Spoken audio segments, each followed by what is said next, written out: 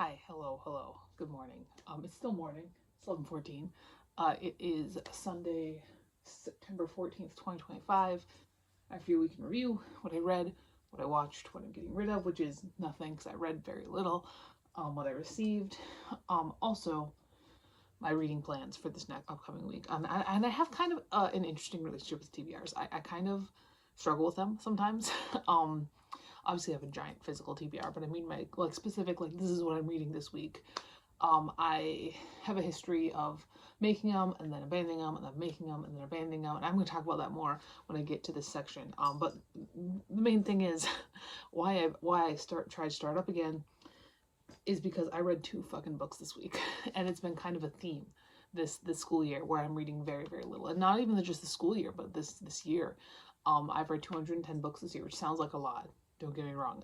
But compared to previous years, I'm way slowing down, and I don't really like that. So let's do what I read and watched first. I read 2 books. I watched a movie. I've been pretty good about watching a movie on like Saturday nights, which is all right by me.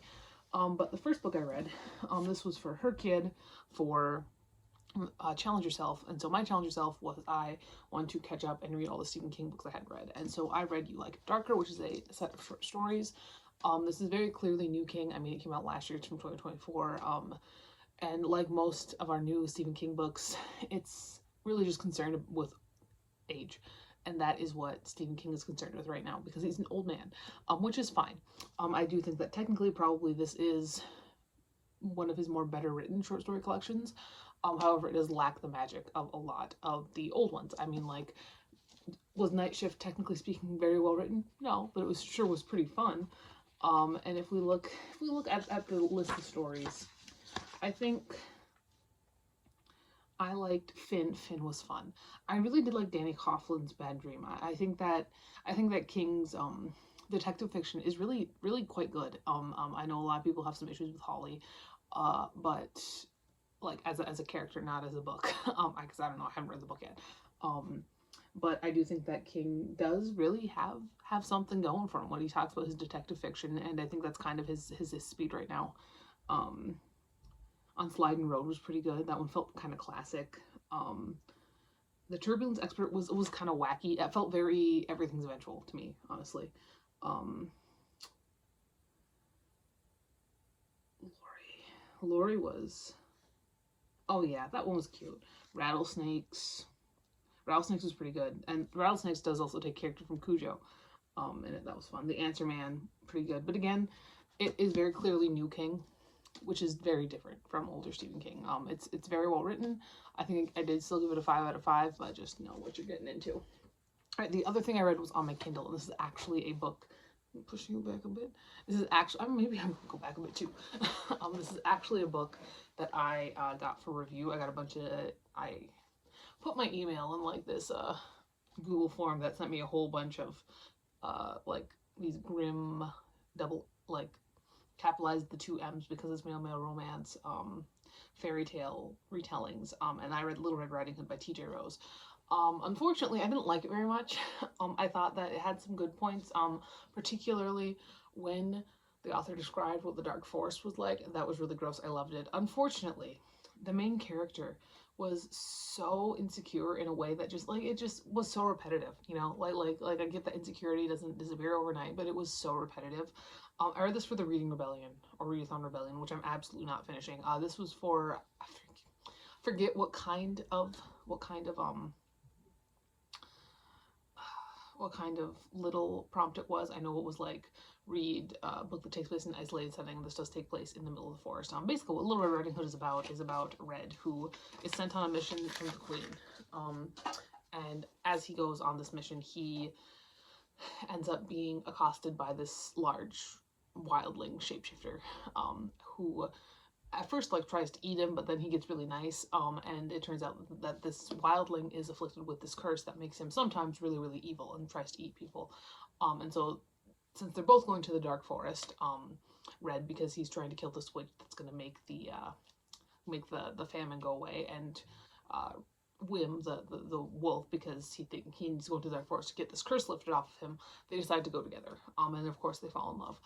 And I do think that the twist at the end really explained a lot of the really stupid cliche stuff that was happening in the beginning. I thought that was good. I just didn't like the characters. Wim was fine, but he was very cliche.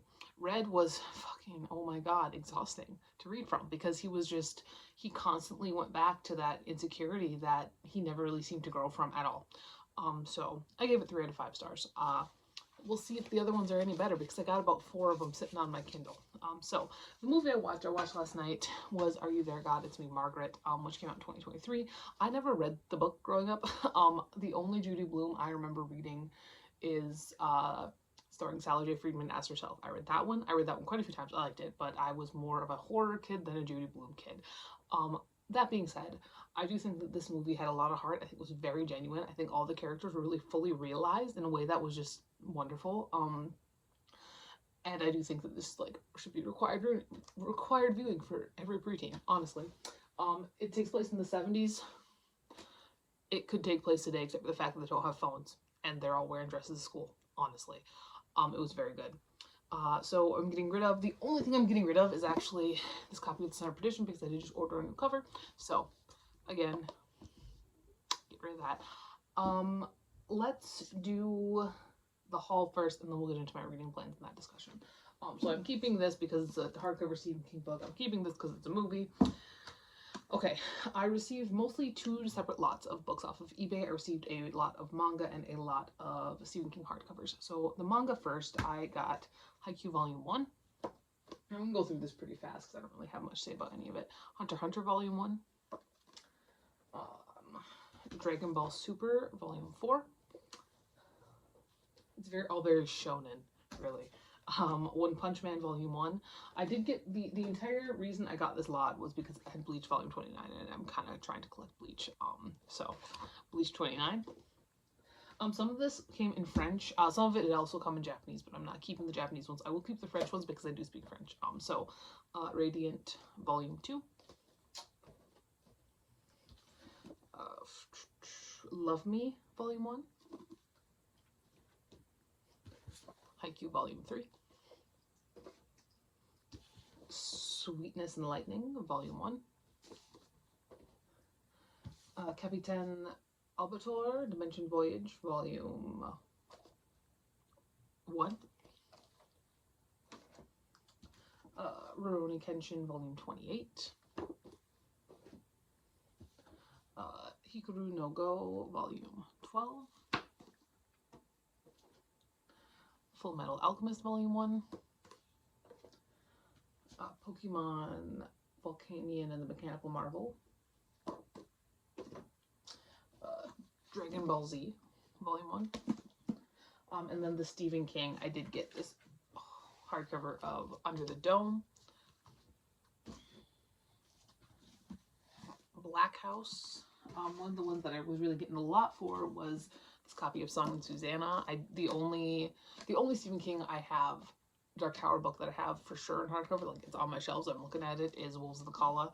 So it's always good to get one of those because they're kind of harder to find than a lot of the hardcovers. The hardcovers for the Dark Tower series, especially the early ones, are kind of tough. I know Song of Susanna is not early, but I don't have it. Everything's eventual. Another one that I don't have, Insomnia. I've read it, but I don't own it.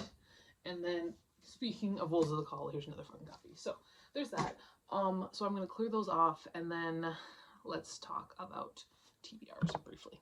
Alright, so previously I've tried to do weekly TBRs, and they haven't worked because I've done, I think, too many books. I've tried to shoot for 10, and while I can do 10, I can,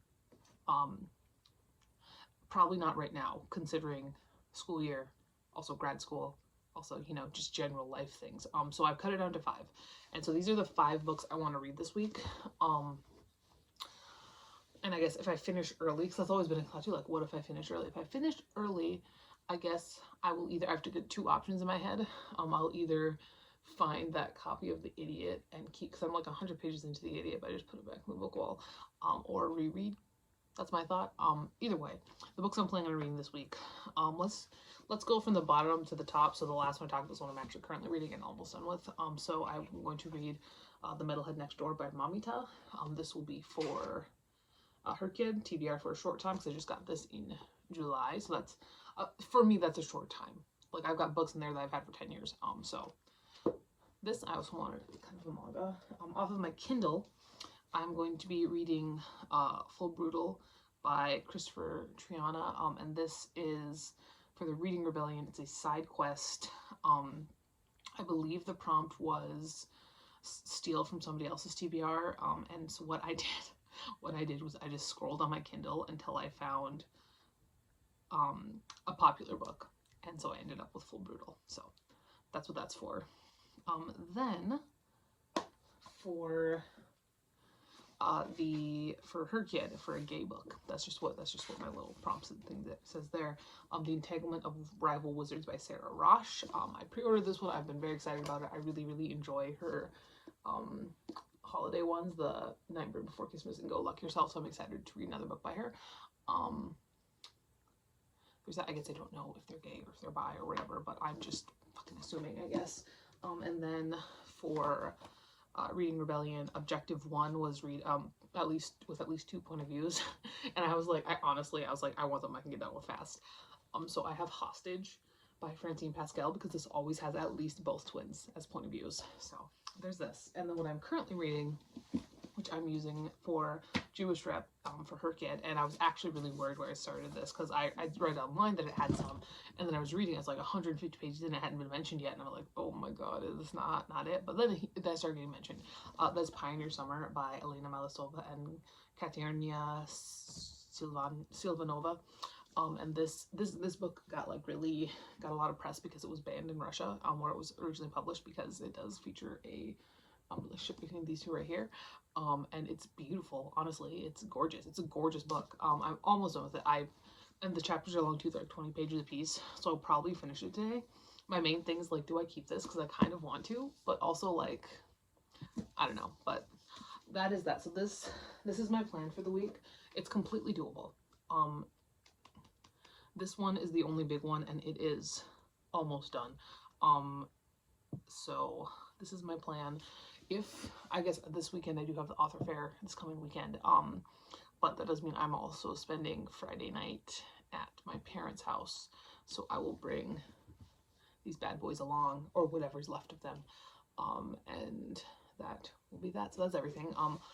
As I said, this is really just because I've had so many weeks where I've read like 1 or 2 books, which is ridiculous. It's ridiculous. That's ridiculous for me. So 5 is doable, especially if I keep an eye on how big the books are.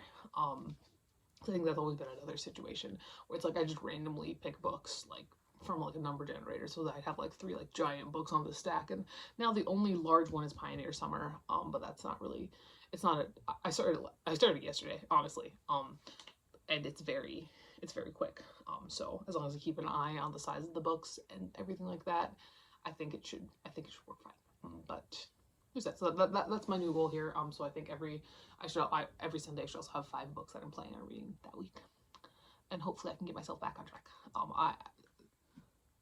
I know I'm not hitting 500 this year because it's September and I'm at 210. But